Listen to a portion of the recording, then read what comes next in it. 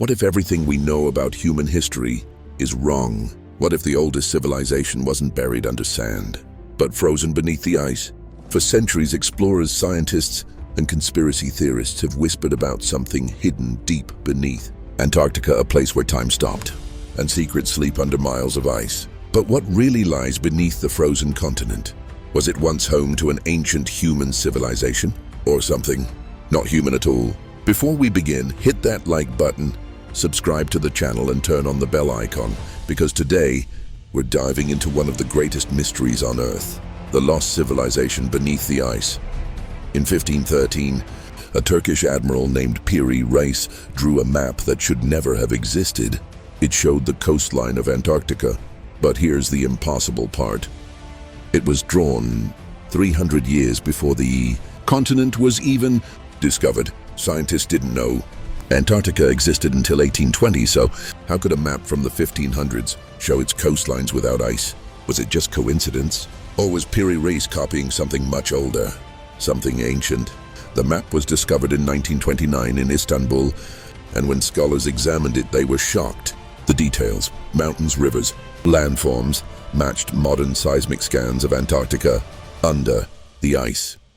That means whoever created the original version of the map had seen Antarctica when it wasn't frozen. But here's the problem: Antarctica has been covered in ice for more than 6,000 years. No known civilization existed that long ago with the technology to explore, let alone map, that continent, unless there was one we've forgotten. This theory exploded in the mid-1900s, when scientists and writers suggested that Antarctica might once have been part of a lost human civilization, the same one ancient myths called Atlantis.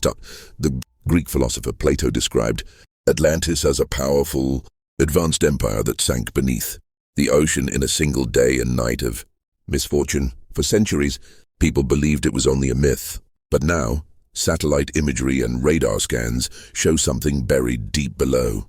Antarctica's ice, massive geometric structures, symmetrical ridges, and formations that don't look like natural mountains. Could those be the ruins of something man-made? No one knows for sure, because almost all of Antarctica is off-limits. Under international treaty, only scientists can visit, and they're restricted to specific regions. That's strange, right? Why would one of the coldest, emptiest places on Earth need international protection?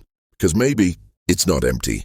From Nazi expeditions in the 1930s to US military operations in the 1940s, Antarctica has been visited more times than you think. And every time, the story gets stranger. What were they really looking for? Resources, power, or something ancient hidden beneath the ice? In the next part, when World War II ended, the world thought the nightmare was over. But while Europe rebuilt, another secret war was quietly being prepared, not in the deserts, not in the jungles, but in the frozen silence of Antarctica. In 1946, just 1 year after the war, the United States launched a massive military expedition called Operation Highjump. Officially, it was a scientific exploration led by Admiral Richard E. Byrd, but the mission was far too large for science alone. 4,700 troops, 13 ships, 33 aircraft, and a classified purpose that no one ever fully explained. What was America looking for in the coldest place on Earth? Some say it was about testing new technology in extreme cold. Others say they were looking for minerals and mapping terrain. But leaked reports and Admiral Byrd's own interviews hinted at something darker. He said, and I quote, "The greatest threat to humanity could come from the South Pole region."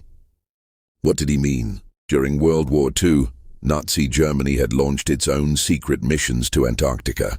They called it Neuschwabenland. Declassified, German records show expeditions between 1938 and 1939, searching for new territory and supposedly building underground facilities beneath the ice. After the war, hundreds of Nazi scientists disappeared, and rumors began that some of them escaped south. When Operation Highjump sailed toward Antarctica in 1946, many believed they were hunting something that survived the war, something not entirely human. The operation lasted only 8 weeks, not the 8 months that were planned. The US Navy abruptly withdrew, reporting casualties, equipment losses, and extreme weather. But weather wasn't the problem. According to a 1947 Chilean newspaper interview with Admiral Byrd, He claimed that his men were attacked by flying craft that could travel from pole to pole at incredible speeds, unidentified objects, disc-shaped lights emerging from beneath the ice. Was he describing the first UFO battle in human history, or was it something classified, a test gone wrong? Officially, the US denied all reports of aerial combat. Yet within months, every surviving member of Operation Highjump was forbidden from speaking publicly.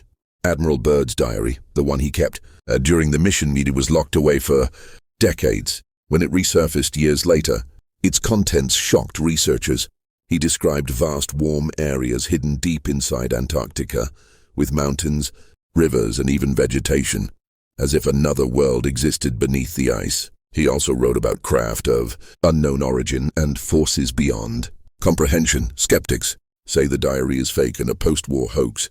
Believers say it's the only piece of truth that escaped censorship.